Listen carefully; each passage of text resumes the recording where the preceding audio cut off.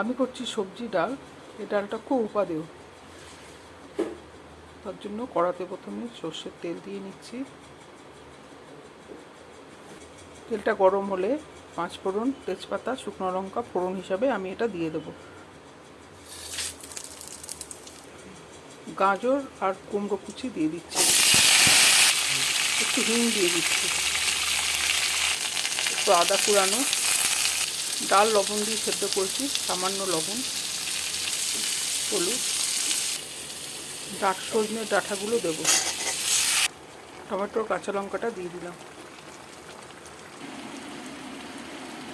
সবজিগুলো মোটামুটি সেদ্ধ হয়ে গেছে। এবার আমি এর মধ্যে সেদ্ধ মুসুরির ডালটা দিয়ে দেবো।